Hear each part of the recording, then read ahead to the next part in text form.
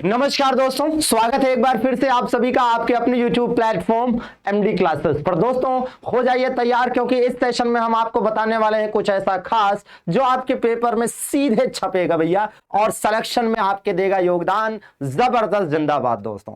तो सबसे पहले तो आपको बता दें कि इस सेशन में हम वही बात करने वाले हैं, कुछ ऐसे विशेष प्रश्नों पर आधारित टॉपिक लेकर आए हैं जो लगातार आपके रेलवे के एग्जाम्स में पूछे जा रहे हैं। सबसे पहले देखिए कि आपकी स्क्रीन पर दिख रहा होगा ब्रह्म समाज। देखिए ब्रह्म समाज से रिलेटेड क्वेश्चन पूछा हुआ था, तो हमने सोचा कि क्यों ना इस तरह की जितनी भी संस्थाएं हैं उनको याद करने का कुछ वीके का जीके का अंदाज में कुछ विशेष आपको बताया जाए, कुछ अच्छा आपको बताया जाए। तो इसके लिए हम आपको लेकर आए हैं। तो देखिए यहां पर एक तो ये आपको जानने को मिलेगा ही, इसके अलावा कुछ और महत्वपूर्ण चीजें हैं जो आपको जानने को मिलेंगी, और साथ में इस सेशन में आपको जानने को मिलेगा भारत के वे प्रमुख बंदरगाह जहां से पेपर में क्वेश्चन बनते हैं और बन रहे हैं दोस्तों। तो सबसे पहले हम बंदरगाह की बात नहीं करेंगे, सबसे पहले हम बात करेंगे इन प्रमुख संस्थानों की जहां से पेपर में क्वेश्चन बनते हैं। तो सबसे पहले देखिए इस पर एक नजर डाल लेते हैं, इसके बाद हम आपको बताएंगे कि कैसे आपको चीजें थोड़ा सा इजी करनी है भाई। तो देखिए एक तो बहुत ही इजीएस्ट मेथड में लिखा हुआ है, एक ही जगह पर उन सभी संस्थाओं के नाम लिखे हुए हैं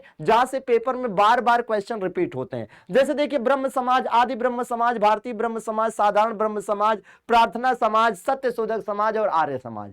चूंकि ये सारे नाम एक दूसरे से मिलते जुलते हैं, इसलिए लोगों को याद करने में थोड़ी सी ज्यादा दिक्कत का सामना करना पड़ता है। अब देखिए ब्रह्म समाज की स्थापना 1828 में हुई राजा राम मोहन राय के द्वारा। आदि ब्रह्म समाज की स्थापना 1866 में देवेंद्र नाथ टैगोर। भारतीय ब्रह्म समाज 1866 में केशव चंद्र सेन, और फिर साधारण ब्रह्म समाज 1878 में आनंद मोहन बोस व अन्य उदारवादियों के द्वारा। अब यहां पर एक चीज का ध्यान दीजिएगा कि ये जो आपको यहां पर दिख रहा है, ये आपको यहां पर जो दिख रहा है ब्रह्म समाज से लेकर साधारण ब्रह्म समाज तक, ये दरअसल में ब्रह्म समाज से ही अलग हुए पार्ट हैं, जिसको आप यहां पर समझ सकते हैं। जैसे देखिए कि आप ऐसे समझिए दोस्तों कि भाई 1828 में राजा राम मोहन राय के द्वारा ब्रह्म समाज स्थापित किया गया है ना। इस मैप से, इस डायग्राम से समझिए, मजा आ जाएगा।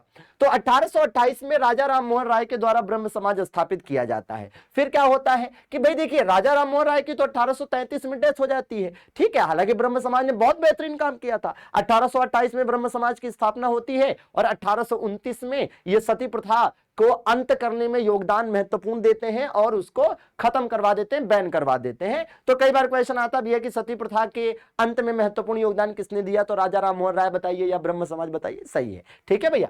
तो राजा राम मोहन राय की 1833 में डेथ हो जाती है। तो उनकी डेथ के बाद जो आपके कौन भाई, देवेंद्र नाथ टैगोर, देखिए यहां पर रविन्द्रनाथ टैगोर लिखा है, गलत लिखा है, देवेंद्र नाथ टैगोर लिखा होना चाहिए था, ठीक है। तो देवेंद्र नाथ टैगोर चीजों को आगे बढ़ाते हैं। तो समझिएगा कि ब्रह्म समाज जो 1828 में स्थापित हुआ, राजा राम मोहन राय की मृत्यु के बाद भी ये आगे चलता रहा। 1866 में हम देखेंगे कि आदि ब्रह्म समाज और भारतीय ब्रह्म समाज के रूप में इसका विभाजन हो जाता है, और ये ब्रह्म समाज में हुआ पहला विभाजन है, ठीक है भैया। तो 1866 में ये दो हिस्सों में बढ़ जाता है, केशव चंद्र सेन के नेतृत्व वाला भारतीय ब्रह्म समाज और देवेंद्र नाथ टैगोर के नेतृत्व वाला आदि ब्रह्म समाज। अब ये जो भारतीय ब्रह्म समाज है, इसमें भी आगे चलकर विभाजन होता है, जिसे हम ब्रह्म समाज का दूसरा विभाजन भी कह सकते हैं 1878 में, जिसमें से जो भारतीय ब्रह्म समाज है वो तो रहता ही रहता है केशव चंद्र सेन के नेतृत्व में, लेकिन एक अलग हो जाता है साधारण ब्रह्म समाज उदारवादियों के नेतृत्व में, जिसमें आनंद मोहन बोस, शिवनाथ शास्त्री व अन्य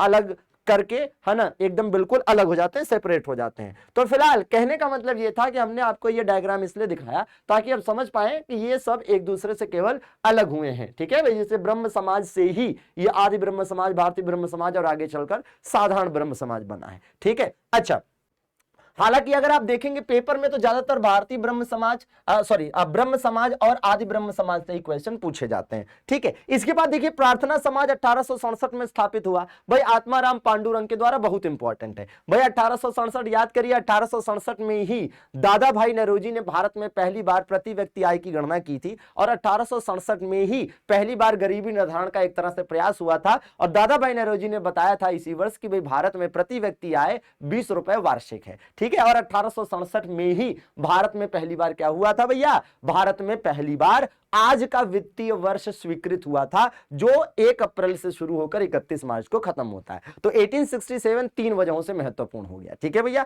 वर्तमान वित्तीय वर्ष की स्वीकृति, पहली बार प्रति व्यक्ति आय की गणना, और ये प्रार्थना समाज की स्थापना। सत्यशोधक समाज 1873 में स्थापित होता है ज्योतिबा फूले के द्वारा, ठीक है भैया। और आर्य समाज 1875 में दयानंद सरस्वती के द्वारा। 1875 में आप देखिएगा तो दो काम और हुए हैं। इधर आप देखिए कि आर्य समाज बंबई में स्थापित हुआ दयानंद सरस्वती के द्वारा, उधर सर सैयद अहमद खां के द्वारा Aligarh Mohammedan Anglo oriental college स्थापित हुआ। और उधर कहां, न्यूयॉर्क में 1875 में ही थियोसॉफिकल सोसाइटी की स्थापना किसके द्वारा, मैडम ब्लावत्स्की और कर्नल हेनरी नील अल्काट के द्वारा की गई। तो मतलब 1875 में भी 3 महत्वपूर्ण घटनाएं हो गई।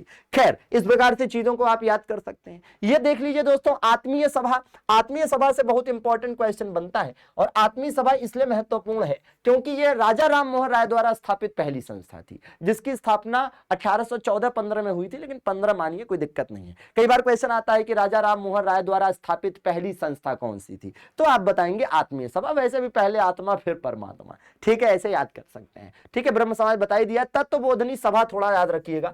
तत्वबोधनी सभा को देवेंद्रनाथ टैगोर ने 1839 में स्थापित किया था। ये वही तत्वबोधनी सभा है जो आगे चलकर, है ना भैया, तत्वबोधनी पत्रिका भी निकालती है, जिसमें जनगण मन अधिनायक जय हे पहली बार छपा था। हालांकि मूलतः इसे तत्वरंजनी सभा कहते थे। ठीक है भैया। बाकी प्रार्थना समाज, आर्य समाज बता ही चुके हैं। रामकृष्ण मिशन स्वामी विवेकानंद के द्वारा 1897 में स्थापित किया गया था। हालांकि विवेकानंद जी के गुरु का जो नाम था रामकृष्ण परमहंस, उन्हीं के नाम पर इन्होंने इस संस्था की स्थापना करी थी। तो दोस्तों ये कुछ महत्वपूर्ण जो है संस्थाएं हो गई जहां से पेपर में क्वेश्चन आ रहे हैं। अब आइए जरा जान लेते हैं नजर किस पर है ना, आपके बंदरगाहों पर दोस्तों, पोर्ट्स पर, जहां से क्वेश्चन बन रहे हैं। तो देखो इसमें क्या करना है।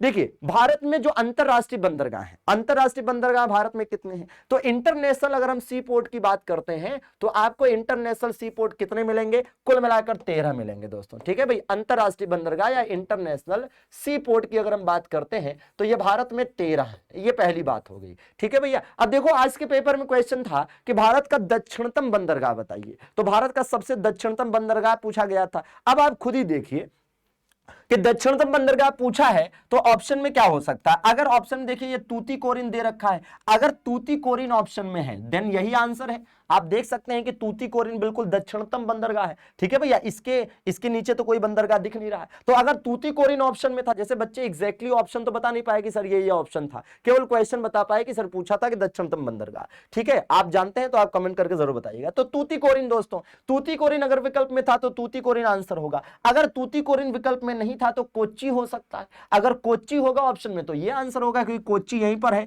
बगल में एक और है लेकिन वो छोटा बंदरगाह है। तो तूतीकोरिन ऑप्शन में रहा होगा या कोच्चि रहा होगा। अगर ये दोनों नहीं रहा होगा तो नागापट्टिनम भी हो सकता है। ये नागापट्टिनम है, हालांकि नागापट्टिनम अंतरराष्ट्रीय बंदरगाह नहीं है। ठीक है, इसके ऊपर आप आएंगे तो यहाँ चेन्नई मिल जाएगा, तो चेन्नई हो सकता है और विकल्प में रहा हो। तो ये डिपेंड करता है कि विकल्प में क्या रहा होगा। ठीक है, तूतीकोरिन या कोच्चि या नागापट्टिनम या चेन्नई। ठीक है, अगर इनमें से कोई नहीं रहा होगा तो हो सकता है भैया एन्नोर रहा हो। ठीक है, तो डिपेंड करता है विकल्प में क्या है।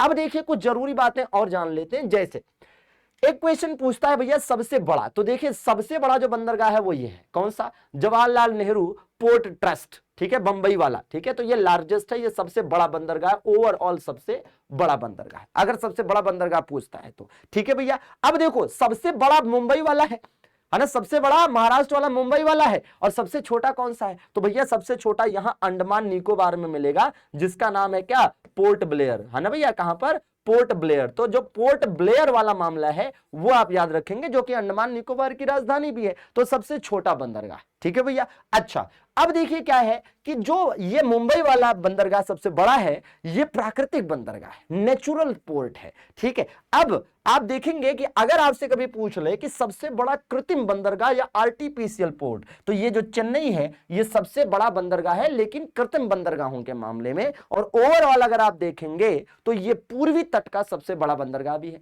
तो अगर पूर्वी तट का सबसे बड़ा बंदरगाह पूछेगा तो चेन्नई बताइएगा। ठीक है भैया, पूर्वी तट का सबसे बड़ा बंदरगाह पूछे तो चेन्नई बताइएगा। चेन्नई जिसे पहले मद्रास कहते थे और भारत में पहला नगर निगम मद्रास में ही स्थापित हुआ था। ठीक है भैया, अंग्रेजों के द्वारा। ठीक, अच्छा, इसके बाद अगर आपसे डीपेस्ट बंदरगाह पूछता है तो कौन सा होगा? ये देखिए, ये विशाखापट्टनम देख पा रहे हैं। अगर आपसे कभी पूछ ले डीपेस्ट बंदरगाह बताइए तो डीपेस्ट में आप यही बताएंगे। ठीक है, सबसे गहरा बंदरगाह कौन सा है? विशाखापट्टनम है। सबसे बड़ा बंदरगाह ये आपका जवाहरलाल नेहरू नवा सेवा पोर्ट करके जो है आपका बंबई में, और अगर सबसे बड़ा बंदरगाह कृत्रिम में पूछेगा तो चेन्नई है। ठीक है, और डीपेस्ट में विशाखापट्टनम है। अब जरा एक चीज का और ध्यान दीजिए, जैसे इसमें से दो बंदरगाहों के नाम भी बदले गए हैं। जैसे आप देखिए गुजरात में जो आप देख सकते हैं कौन सा भैया? कांडला बंदरगाह। तो गुजरात में जो देखिए कांडला बंदरगाह, देखिए इसका नाम भी लिखा है दीनदयाल उपाध्याय पोर्ट ट्रस्ट। ठीक है भैया, तो जो कांडला बंदरगाह गुजरात वाला है इसका नाम किसके नाम पर हो गया है? तो इसका नाम दीनदयाल के नाम पर रख दिया गया है। ठीक है भैया,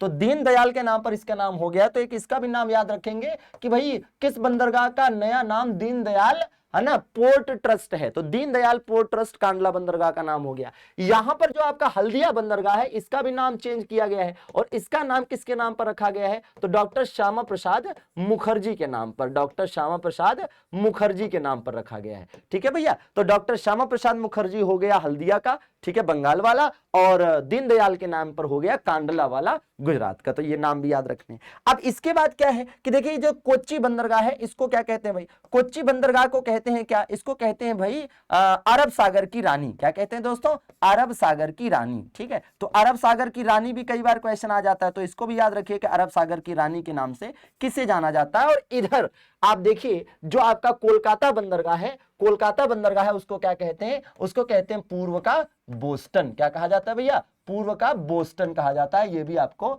याद रखना पड़ेगा भाई। ठीक है, इसी प्रकार से आप देखिए कि यहां गोवा में जो मार्मू गोवा बंदरगाह है ये एक नदीय बंदरगाह है। ये क्या है दोस्तों? ये एक नदीय बंदरगाह है। ठीक है भैया, हाँ नदीय बंदरगाह है, मतलब नदी निर्मित बंदरगाह है। ये भी अक्सर पूछा जाता है। और याद रखिएगा क्या कि भैया ये जो न्यू मैंगलोर बंदरगाह है, मंगलुरु बंदरगाह कह लीजिए, कर्नाटक में इसको हम क्या कहते हैं?